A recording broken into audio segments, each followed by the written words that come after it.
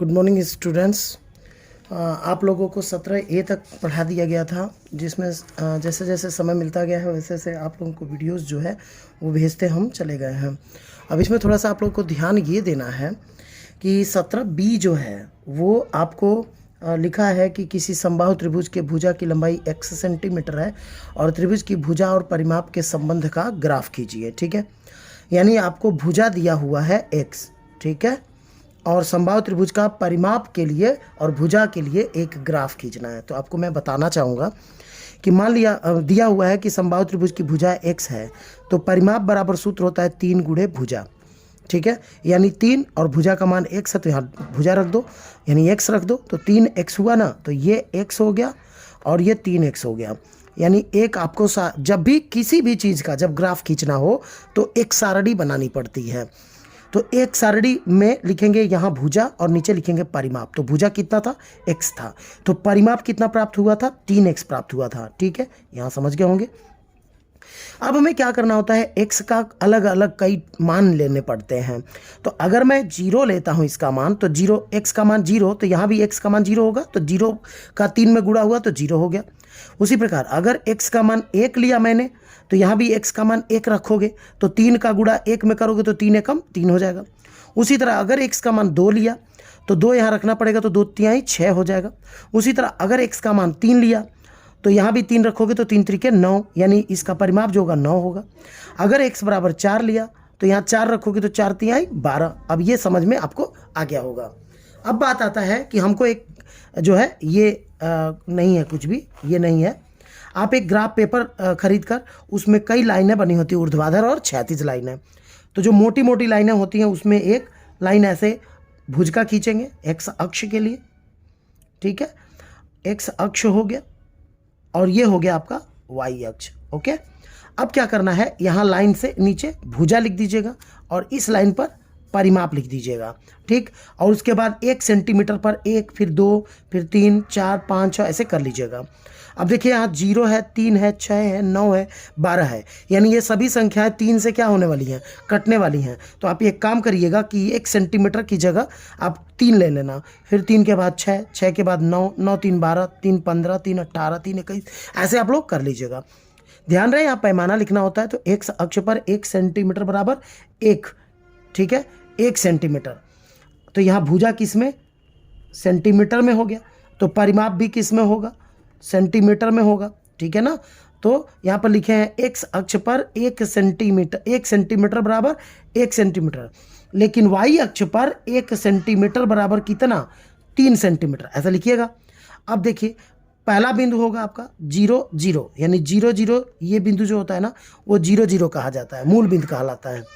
फिर 1 3, यानी आपको भुज पे चलना है 1 कदम और उसके बाद 3 कदम पे ऊपर जाना है।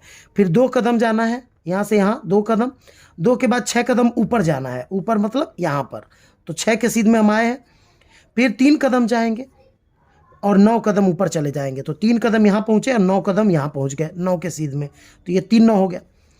उसी तरह 4 4 12 है, तो 4 कदम यहाँ गए और 12 कदम ऊपर जाएंगे, तो 12 के सीध में हम यहाँ पहुँचेंगे, तो ये 4 12 हो गया, ये 3 9 हो गया, ये 2 6 हो गया, ये 1 3 हो गया, ये 0 0 हो गया। देखिए 0 0 ये रहा, 1 3 ये रहा, 2 6 ये रहा, 3 9 ये रहा और 4 12 ये रहा। इस तरह से आप लोग क्या करेंगे, जब बिंदु सब पता चल जाएगा तो इन बिंदुओं को मिलाते हुए एक लाइन खींच देंगे। ठीक है, और इस तरह से आपने ग्राफ पेपर पर भुजा और परिमाप के संबंध का एक ग्राफ खींच लिया है। ठीक है, इसी तरह से अगला क्वेश्चन होगा कि एक आयत की लंबाई चौड़ाई से दूनी है, तो आयत के क्षेत्रफल और चौड़ाई के संबंध का ग्राफ खींचिए। तो आपको बता दूं, चौड़ाई मान लिया किसी आयत का x हो, तो लंबाई उसका कितना है, 2 गुना है, यानी लंबाई कितना हो गया, 2x हो गया। यहाँ तक आपको समझ में आ गया होगा। चौड़ाई मैंने माना x, तो लंबाई उसका दूना है, तो दूना है तो 2x हो जाएगा।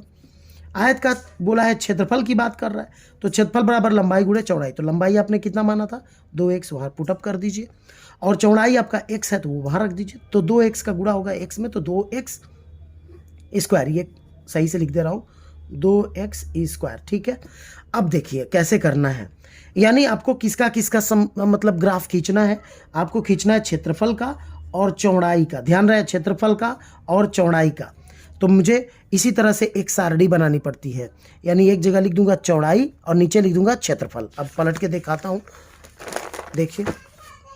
तो देखिए यहाँ आपको मिला होगा चौड़ाई और नीचे लिखा है क्षेत्रफल। तो चौड़ाई कितना आया था, कितना आपने माना था चौड़ाई को? चौड़ाई आपने माना था x, लेकिन क्षेत्रफल आपका 2x² है।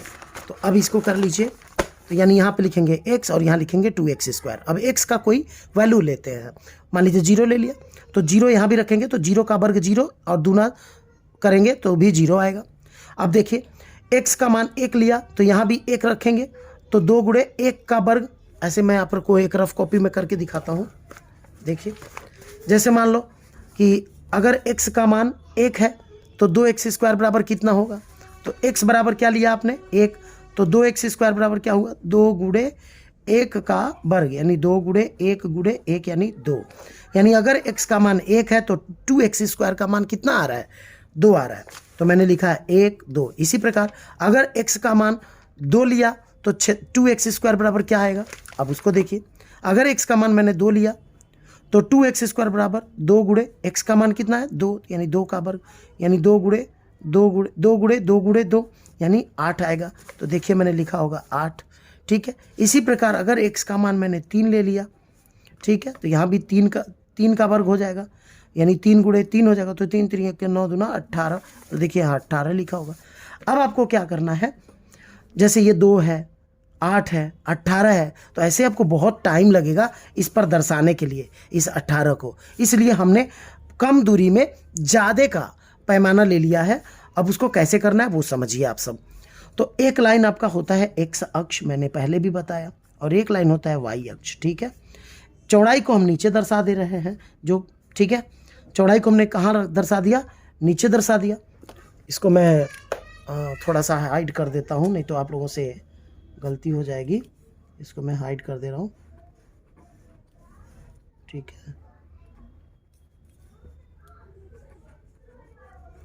1 मिनट, जस्ट ए मिनट, ठीक है। ये मैं मार्कर द्वारा बंद कर दे रहा हूँ, ठीक है। वो गलती से हो गया है, इसमें ध्यान दीजिएगा। तो इस पर हो गया चौड़ाई और इस पर हो गया क्षेत्रफल, ठीक है। चौड़ाई क्षेत्रफल के लिए ग्राफ आप बना रहे हैं तो इसमें 1 2 3 4 ऐसे कर लीजिए। और इसमें क्या करना कि जैसे 8 है, 18 है, तो मैंने 1 सेंटीमीटर को 4 मात्रक ले लिया है, यानी ये 1 सेंटीमीटर 4, फिर 8 12 16 20 ऐसे। अब लिखा मैंने x अक्ष पर 1 सेंटीमीटर बराबर 1 मात्रक और इस पर 1 सेंटीमीटर बराबर 4 वर्ग मात्रक, क्योंकि क्षेत्रफल जो होता है वो वर्ग में होता है, ठीक है ना। तो 4 वर्ग मात्रक हो जाएगा, और ये समझ गए होंगे। तो अब मुझे 0 0 लेना है। तो आपको मैंने बताया था ये जो पॉइंट होता है जहाँ पे x अक्ष और y अक्ष आकर एक दूसरे से मिलते हैं, उस पॉइंट को मूल बिंदु कहते हैं, यानी ये 0 0 हो गया, ठीक है। अब मुझे 1 2 खोजना है, यानी 1 कदम ऐसे जाना है, 2 कदम ऊपर जाना है। अगर मैं यहाँ पहुँचता हूँ तो मैं 4 पे पहुँच जाऊँगा, मुझे 4 नहीं जाना, मुझे 2 तक जाना है, यानी मैं इससे आधे पर पहुँचूँगा। तो 1 2 हो गया, 2 8, यानी 2 कदम और 8 कदम यहाँ मिल जाएगा, 8 के सीध में। फिर उसे 3 18, 3 आए और 18 कहाँ मिलेगा? 16 और 20 के बीच में। तो 3 पर पहुँचे और उसके बाद 18 कदम ऊपर गए, यानी 16 और 20 के बीच में गए। अब ये देखिए 0 0 1 2 2 8 और 3 18। तो इससे इसको मिला दिया, फिर इससे इसको मिला दिया, इससे इसको मिला दिया, और मिलाते हुए एक लाइन खींचेंगे और यही ग्राफ हो जाएगा, ठीक है। तो 2 सवाल आपको मैंने बता दिया। तीसरा आप लोग तीसरा और चौथा मैं लगा के भेज दूंगा, आप लोग उसको कॉपी में लगाकर कॉपी पूरा कर लीजिएगा, ठीक है। तब तक के लिए धन्यवाद। ये चैप्टर ख़त्म होता है।